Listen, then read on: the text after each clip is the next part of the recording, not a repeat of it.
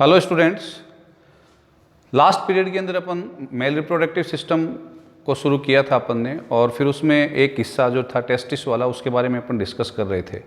और स्क्रोटम के अंदर जो टेस्टिस है उनकी लोकेशन, स्थिति और उनका डेवलपमेंट कहाँ होता है, ये अपन बात कर रहे थे। अब देखिए, टेस्टिस जो है उसकी इंटरनल स्ट्रक्चर जो है वो क्या है, और वहाँ पे कौन सी वो स्ट्रक्चर्स हैं जिनमें स्पर्म्स की फॉर्मेशन होती है, कैसे स्पर्म्स को न्यूट्रिशन मिलता है, ठीक है ना, इनके बारे में अपन बात करेंगे। ठीक है, इन बिगिनिंग कुछ क्वेश्चंस जो हैं वो अपन देख रहे हैं यहाँ पे, कि अपन ने कहा कि जैसे टेस्टिस जो है उनका डेवलपमेंट एब्डोमिनल कैविटी में होता है, और वहाँ से फिर वो स्क्रोटल सैक के अंदर क्या होते हैं, ट्रांसफ़र होते हैं। ठीक है, at the time of birth वो स्क्रोटल सैक में होते हैं। लेकिन ऐसे मैमल्स कौन से हैं जिनके अंदर टेस्टिस जो है वो एब्डोमिनल कैविटी में ही रहेंगे, केवल और केवल सेक्सुअल इंटरकोर्स यानी कि सेक्सुअल प्रोसेस के दौरान वो स्क्रोटल सैक में आते हैं। कहाँ से? एब्डोमिनल कैविटी से डिसेंड होकर के कहाँ पे? स्क्रोटल सैक के अंदर। कब? During the sexual process. ठीक है ना, तो इसमें अपन एग्जाम्पल्स दे सकते हैं किसका? कायरोप्टेरा ऑर्डर के जो मेंबर्स हैं, जैसे इसमें बैट को ले सकते हैं अपन, ठीक है ना। दूसरा अपन ले सकते हैं रोडेंट्स। रोडेंट्स के अंदर अपन किसको ले सकते हैं? रैट, ठीक है ना, स्क्विरल यानी गिलहरी जो है, उनके अंदर क्या होगा? At the time of reproductive process he abdominal cavity से डिसेंड होंगे कहाँ पे? स्क्रोटल सैक में। ये ध्यान में रखना। कुछ ऑर्गेनिजम्स ऐसे भी हैं जिनके अंदर आपको क्या देखने को मिलेगा कि लाइफ टाइम ही वो कहाँ पे रहेंगे? एब्डोमिनल कैविटी के अंदर। स्क्रोटल सैक खाली पड़े रहते हैं, ठीक है ना, उनके अंदर नहीं आते हैं। तो उनके अंदर अपन प्रोटोथीरियंस के कुछ मेंबर्स हैं जिनके अंदर अपन ले सकते हैं स्लॉथ, पेंगोलिन, ठीक है ना, इसके अलावा एलिफेंट, ऑक्स। इनके अंदर ये कहाँ पे रहेंगे? Testis remain in peritoneal cavity और द एब्डोमिनल कैविटी जो है उसी के अंदर बने रहते हैं। ठीक है, तो ये जो चीज़ें हैं ये आपको ध्यान में रखनी है। ओके, अब अपन नेक्स्ट जा रहे हैं किसके ऊपर? Internal structure of testis.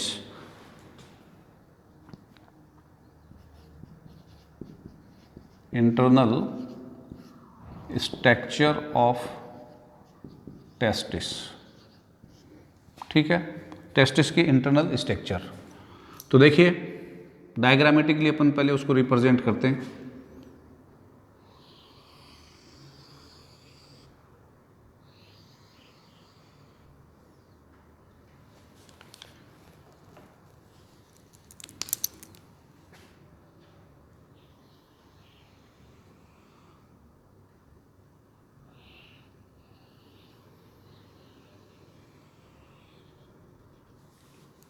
बनाने का तरीका भी आप ध्यान में भी रखें, ठीक है ना, उसी तरीके से अपन बना रहे हैं इसको कि जिससे आपके भी ध्यान में रहे।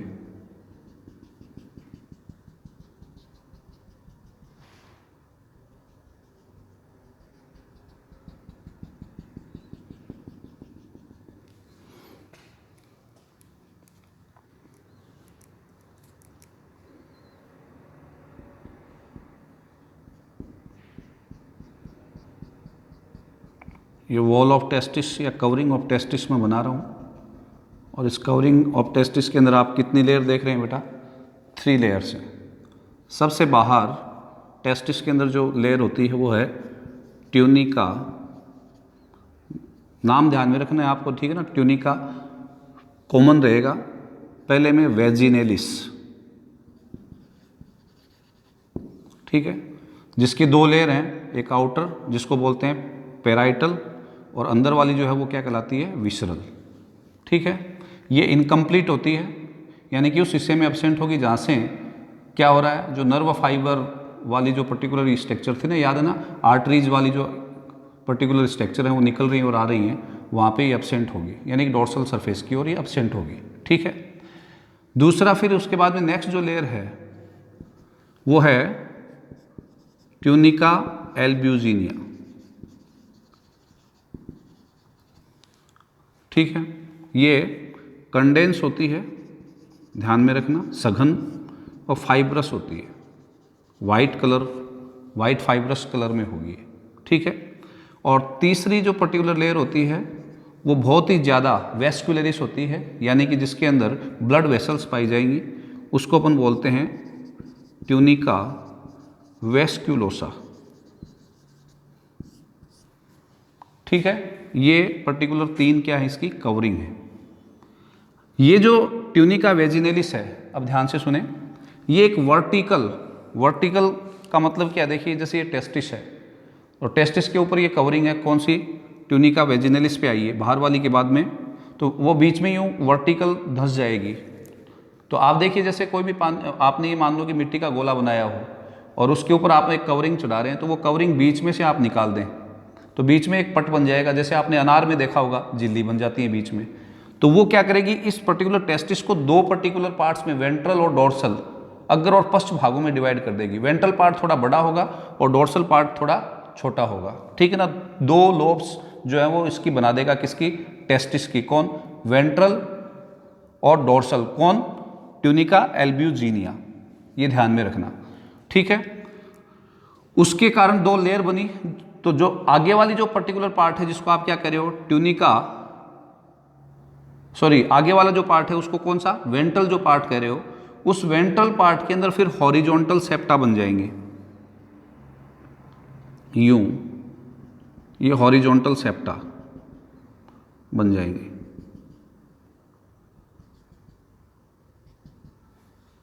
ठीक है। ये जो हॉरिजॉन्टल सेप्टा बनेंगे उनकी संख्या लगभग 200 से 300 तक होती है। और ये जो पर्टिकुलर सेप्टा, इनको बोलते हैं सेप्टुला टेस्टिस। क्या कहेंगे, सेप्टुला टेस्टिस। तो पहली बात तो क्या हुई, ट्यूनिका वेजिनेलिस के कारण एक वर्टिकल सेप्टा बनेगा, उस वर्टिकल सेप्टा के कारण वेंट्रल और डोर्सल टेस्टिस 2 हिस्सों में बढ़ जाएगा। वेंट्रल जो हिस्सा है उसके अंदर हॉरिजॉन्टल सेप्टा बनेंगे, जिसके कारण क्या होगा, 200 से 300 पर्टिकुलर क्या बनेंगे, चेंबर बनेंगे। ठीक है ना, या लोब्यूल्स बनेंगे। ठीक है। और वो लोब्यूल्स जो हैं उसमें से प्रत्येक लोब्यूल के अंदर 2 से 3 सेमिनिफेरस ट्यूब्यूल्स होती हैं। शुक्रजनन नलिका सेमिनिफेरस ट्यूब्यूल्स होंगी किसके अंदर, इन लोब्यूल्स में, जिसके ऊपर अपन आगे जा रहे हैं। यहां तक क्लियर है। अब देखिए मैंने क्या कहा कि इन लोब्यूल्स के अंदर क्या है, सेमिनिफेरस ट्यूब्यूल्स। ये लोब्यूल्स बना रहा हूं मैं, 2 से 3 होंगी और इनके अंदर ये क्या है, सेमिनिफेरस डक्ट्स बना रहा हूं।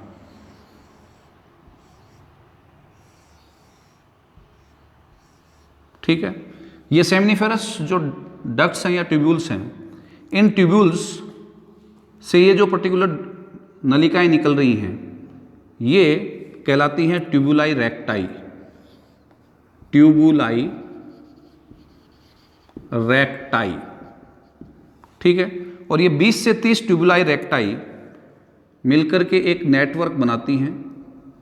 That network is called rete testis. जो नेटवर्क बनता है वो क्या कहलाता है, रेटेटेस्टिस।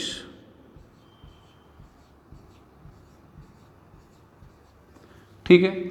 इस रेटेटेस्टिस से फिर कॉमन डक्ट्स निकलेंगी और वो जो कॉमन डक्ट्स इससे निकलेंगी वो कहलाती हैं वासा इफ्रेंसिया और वो एपिडिडाइमस के अंदर जाकर के खुलेंगी। Those are opening in the mostly जो अपर पार्ट है एपिडिडाइमस का उसके अंदर जाकर के ओपन होंगी।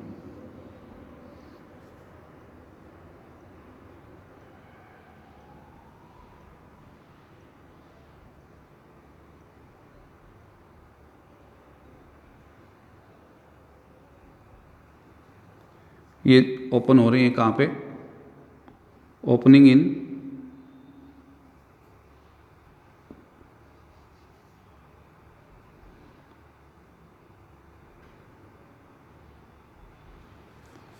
कहाँ पे ओपन हो रही है बेटा ये? These are opening in epididymis.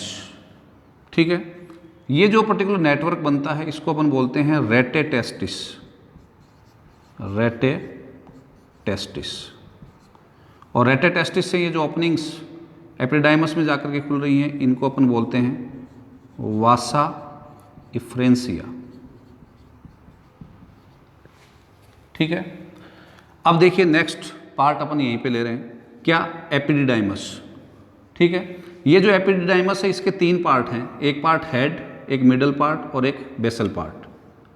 ठीक है, जो हेड पार्ट है किसका? एपिडिडाइमस का, लगभग 6 मीटर तक लंबा होता है ये। तो इसमें जो सबसे ऊपर वाला पार्ट है, 3 पार्ट्स में ये एपिडिडाइमस डिवाइडेड है। तो देखिए सेमिनिफेरस ट्यूब्यूल्स के अंदर स्पर्म बने वो किसके द्वारा? ट्यूबुलाई रेक्टाई के द्वारा कहाँ पे पहुंचे? रेटेटेस्टिस। रेटेटेस्टिस से ये वासा इफ्रेंसिया के द्वारा कहाँ पे पहुंच रहे हैं? एपिडिडाइमस के अंदर। और एपिडिडाइमस के कौन से पार्ट के अंदर? सबसे पहला जो पार्ट है वो कहलाता है कैपेट एपिडिडाइमस। ठीक है ना, जो रिसीव कर रहा है, किसको रिसीव कर रहा है? वासा इफ्रेंसिया को। और वासा इफ्रेंसिया से क्या जा रहे हैं? स्पर्म इसमें जा रहे हैं। क्लियर है? तो अपर वन पार्ट है कौन सा? The head of the epididymis, जिसको अपन क्या बोल रहे हैं? कैपेट एपिडिडाइमस। इस पार्ट के बारे में आपको कुछ चीज़ें ध्यान में रखनी है। वो क्या ध्यान में रखनी है? कि इस पार्ट के अंदर स्पर्म्स का फिजियोलॉजिकल मैच्योरेशन होता है। फिजियोलॉजिकल मैच्योरेशन, कार्य की परिपक्वता। ठीक है ना, फंक्शनली वो एक्टिव होंगे यहाँ पे। ठीक है, दूसरा इस पर्टिकुलर पार्ट में जिसको आप कैपेट पार्ट कह रहे हैं, कैपेट एपिडिडाइमस या हेड, उस पार्ट के अंदर दूसरा जो काम होता है वो क्या होता है? जो स्पर्म्स हैं उनके अंदर motility and fertility capacity increase होती है। मोटिलिटी का मतलब गतिशीलता, एंड फर्टिलाइजेशन, फर्टिलिटी कैपेसिटी वो भी इंक्रीज होगी। कहाँ पे? कैपेट एपिडिडाइमस के अंदर। नेक्स्ट जो पार्ट है वो क्या है? मिडल पार्ट, जिसको कार्पस कहा जाता है। Corpus epididymis, corpus epididymis. ठीक है, एंड जो टेल वाला पार्ट है उसको अपन बोलते हैं कैपेट एपिडिडाइमस। ये टेल वाला पार्ट ही एक्सटेंड होकर के, अब ध्यान से सुने, ये टेल वाला पार्ट ही एक्सटेंड होकर के क्या बनाता है? What it will form? ये देखिए, याद कीजिए, वासा डिफ्रेंसिया। ठीक है, जो सेमिनल वेसिकल के डक्ट के साथ जाकर के जुड़ेगी। ठीक है, यहाँ पे अंदर की ओर ये कॉइल्ड ट्यूब है किसकी? जो भी अपन पढ़ रहे हैं उसी की, यानी कि एपिडिडाइमस। तो this is the internal structure of testis which we have to be remember. Is this clear? ठीक है ना, जिसमें अपन ने क्या देखा कि जो टेस्टिस है उसको ट्यूनिका एल्ब्यूजिनिया का जो वर्टिकल सेप्टा है वो 2 पार्ट्स में डिवाइड कर देता है, वेंट्रल और डोर्सल। वेंट्रल सेप्टा जो है उसके अंदर हॉरिजॉन्टल सेप्टा बनते हैं, और वो हॉरिजॉन्टल सेप्टा जो हैं उनके कारण 200 से 300 लोब्यूल्स बनेंगे, जिनकी संख्या यहाँ पे इतनी नहीं दिखाई जा सकती। प्रत्येक लोब्यूल के अंदर ये क्या होंगे? Seminiferous tubules. ठीक है, 2 से 3 सेमिनिफेरस ट्यूब्यूल्स होंगी। इन सेमिनिफेरस ट्यूब्यूल्स में क्या बनेंगे? स्पर्म्स बनेंगे, जो अपन आगे पढ़ने वाले हैं। और फिर वो सेमिनिफेरस ट्यूब्यूल्स जो हैं उनका जो ग्रुप होगा वो क्या कहलाएगा? ट्यूबुलाई रेक्टाई। और वो ट्यूबुलाई रेक्टाई जो है वो किसमें ओपन हो रही हैं? रेटेटेस्टिस। रेटेटेस्टिस से क्या निकल रही हैं? वासा इफ्रेंसिया। वासा इफ्रेंसिया जो है वो ओपन हो रही है किसमें? कैपेट एपिडिडाइमस में, जहाँ पे फिजियोलॉजिकल मैच्योरेशन हो रहा है और उनकी मोटिलिटी बढ़ रही है, फर्टिलिटी कैपेसिटी बढ़ रही है। और वहाँ से मिडल पार्ट से होते हुए टेल पार्ट जो है उसका एक्सटेंशन होता है। कौन? वासा डिफ्रेंसिया, जो लगभग 40 सेंटीमीटर लॉन्ग है। How much that is? 40 centimetre long है। ठीक है, और ये वासा इफ्रेंसिया आगे जा कर के, याद होगा आपको, किसके अंदर खुल रही है? इजैकुलेटरी डक्ट बना रही है। और वो इजैकुलेटरी डक्ट हमें पता है कि किस में ओपन होती है? यूरिथ्रा में। और यूरिथ्रा क्या है? कॉमन पासेज है किसका? सीमन का और यूरिन का। लेकिन एक बार ध्यान में रखना, एक समय में केवल एक ही सब्सटेंस, एक ही दोनों में से क्या हो सकता है? पास हो सकता है। दोनों एक साथ पास नहीं हो सकते, सीमन और यूरिन, यूरिथ्रा से। क्लियर है ये पर्टिकुलर पार्ट? फिर उसके बाद में एपिडाइमस आपका क्लियर है, इसी स्ट्रक्चर के अंदर अपन ने लिया है। वासा डिफरेंशिया आपका क्लियर है, ठीक है। अब जो ग्लैंड्स है उनके बारे में अपन पढ़ेंगे, लेकिन उससे पहले चूंकि अपन टेस्टिस के इंटरनल स्ट्रक्चर पढ़ रहे हैं, तो टेस्टिस के अंदर मोस्ट इंपॉर्टेंट स्ट्रक्चर फिर और कौन आ गई अब, सेमिनिफेरस ट्यूब्यूल्स। तो नाउ द नेक्स्ट अपन जो ले रहे हैं वो क्या ले रहे हैं, सेमिनिफेरस ट्यूब्यूल्स।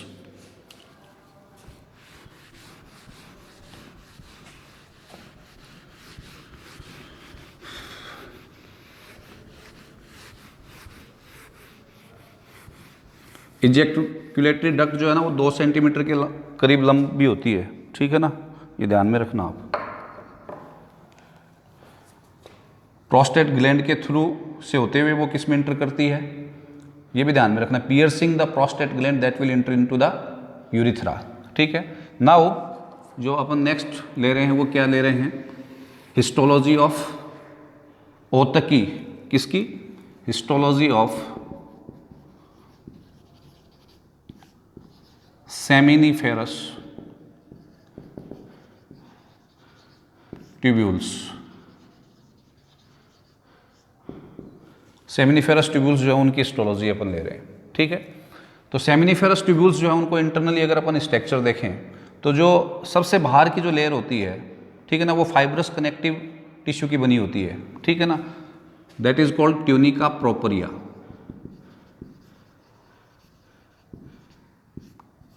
किसी भी सेमिनिफेरस ट्यूब्यूल्स के अंदर जो आउटर मोस्ट लेयर होगी वो क्या कहलाएगी, ट्यूनिका प्रोपरिया, ठीक है ना। डायग्रामेटिकली अपन देखते हैं, देखिए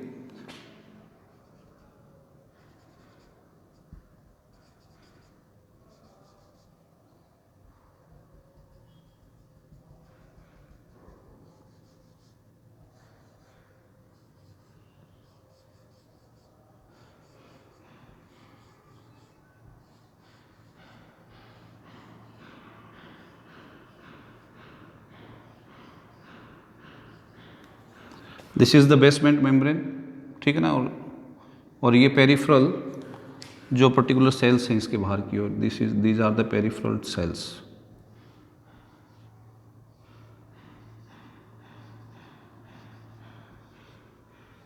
ये एक सेमिनिफेरस ट्यूब्यूल जो है उसकी स्ट्रक्चर दिखा रहा हूँ मैं आपको, ठीक है। फिर इसके अंदर की ओर बेसमेंट मेम्ब्रेन जो है उसके अंदर की ओर जो लेयर होती है वो कहलाती है जर्मिनल एपिथीलियम। क्या कहलाएगी, जर्मिनल एपिथीलियम।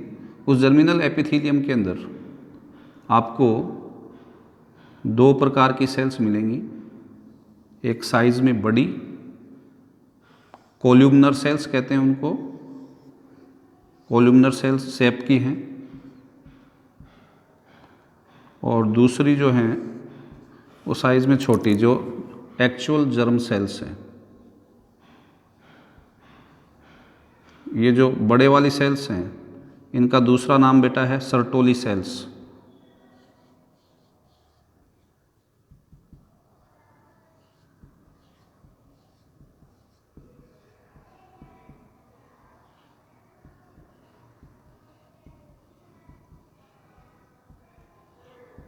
ठीक है, सेंटर में ये क्या है बेटा, lumen of seminiferous tubule. Lumen का मतलब गुहिका, और ये डेवलप्ड स्पर्म्स हैं इसके अंदर।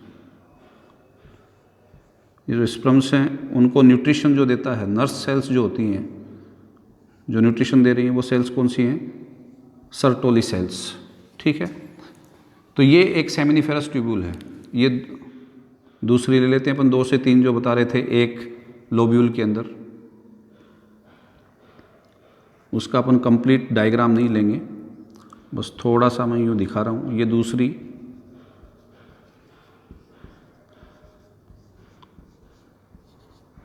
सेमिनिफेरस डक्ट है,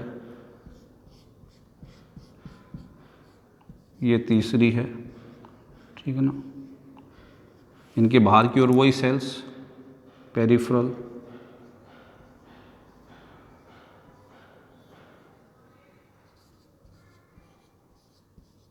ये बेसमेंट मेम्ब्रेन हो गई,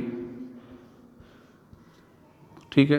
और अंदर की ओर वही कौन सी सेल्स बेटा, सर्टोली सेल्स, और उनके बीच बीच में कौन सी, जर्म सेल्स।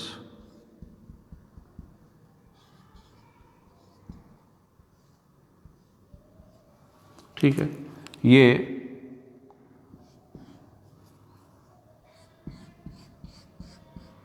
नेक्स्ट हो गई, ये वही पेरिफेरल सेल्स,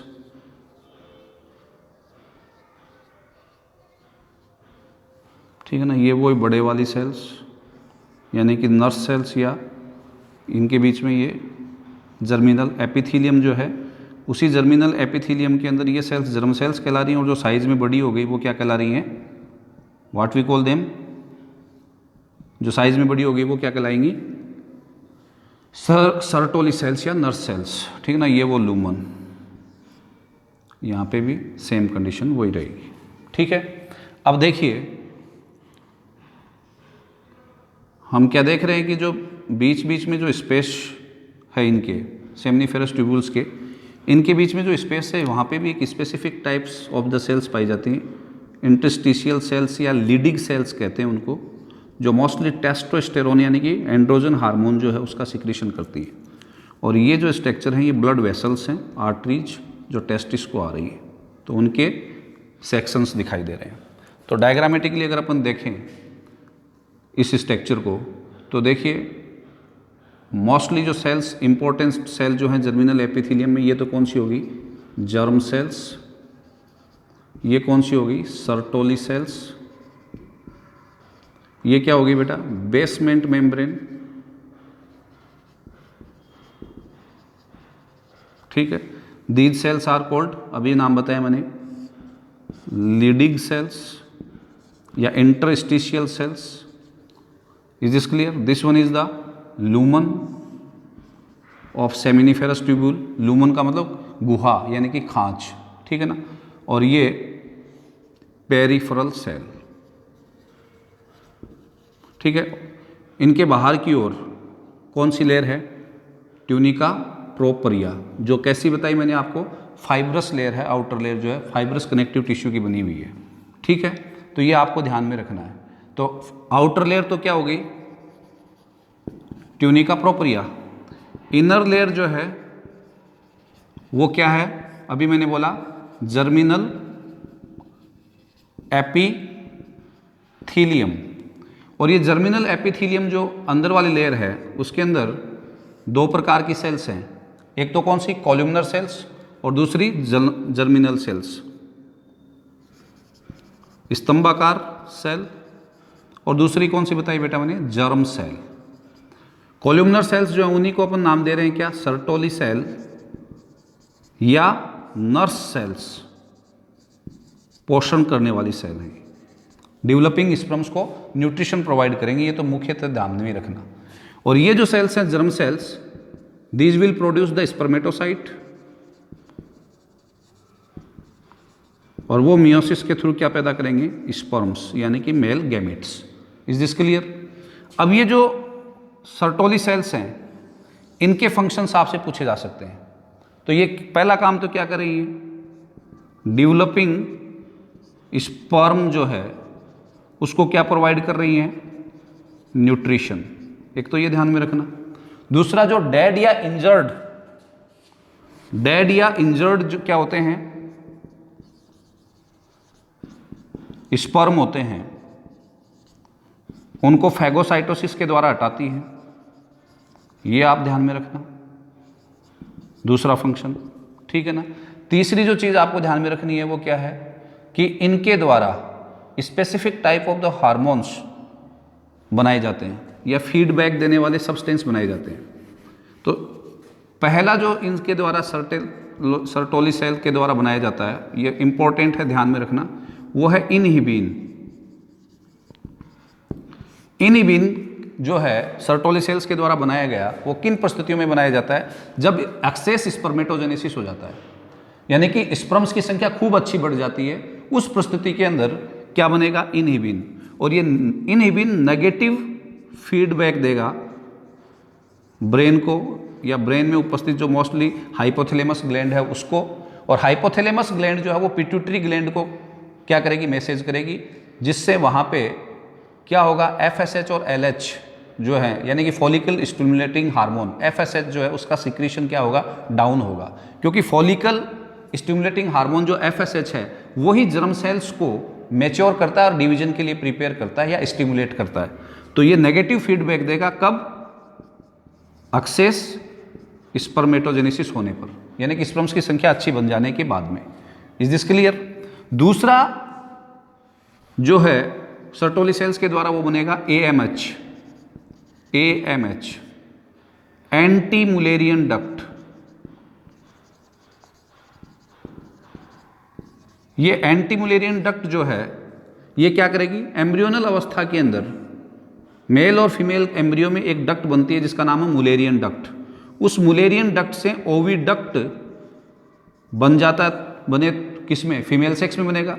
मेल सेक्स के अंदर इस मुलेरियन डक्ट से ओविडक्ट नहीं बने, उसको रोकने का काम करता है, यानी कि formation of oviduct from the Mullerian duct जो है वो रोकेगा कौन? AMH। तो AMH का काम, इसलिए उसको अपन क्या कह रहे हैं? Anti Mullerian duct. Is this clear?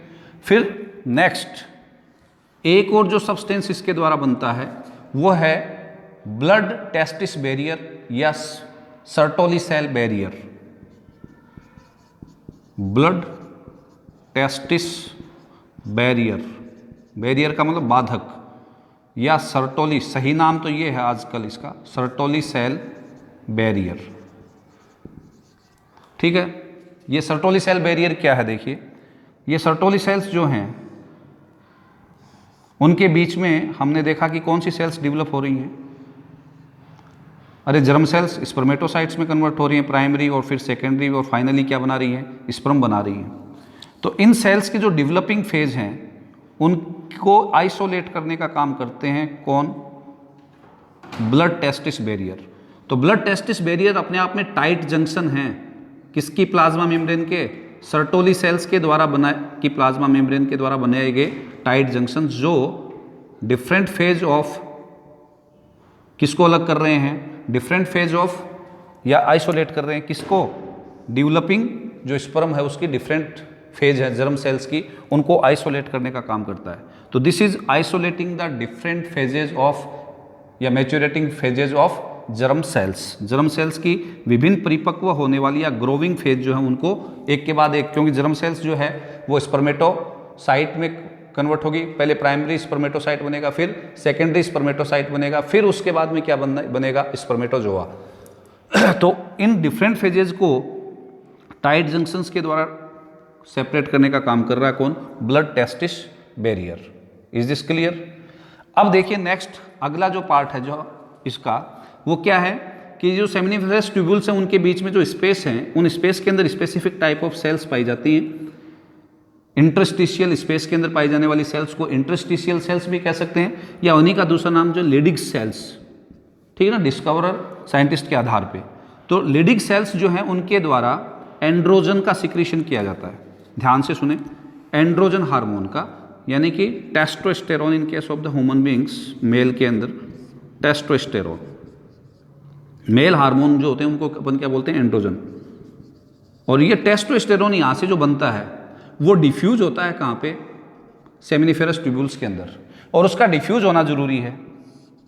Diffuse होगा, ये बाय डिफ्यूजन ये इंटर करेगा, ठीक है ना। और इसका काम क्या होता है? इट विल स्टिमुलेट, ये स्टिमुलेट करेगा किसको? This will stimulate the process of spermatogenesis. इसके बिना मैच्योर तो हो जाएंगी सेल्स, जर्म सेल्स, लेकिन स्पर्मेटोजेनेसिस की प्रोसेस जो है उसका शुरू होना वो डिपेंड करेगा, यानी कि उसका स्टिमुलेशन करने का काम करता है कौन? टेस्टोस्टेरोन। और बाकी के पता ही आपको सेकेंडरी जो मेल कैरेक्टर्स हैं उनको प्रमोट करने का काम भी करता है कौन? टेस्टोस्टेरोन। तो ये अपनी इंटरनल स्ट्रक्चर हुई किसकी? टेस्टिस की, ठीक है। अब देखिए इस पर्टिकुलर सेगमेंट में, मेल रिप्रोडक्टिव सिस्टम वाले में, हमारे जो पर्टिकुलर पार्ट्स बाकी रहे हैं वो हैं ग्लैंड्स, यानी कि जो male and female reproductive glands भी अपन ने इंक्लूड की थी। तो मेल के अंदर आपको ध्यान में हो तो हमने जो पर्टिकुलर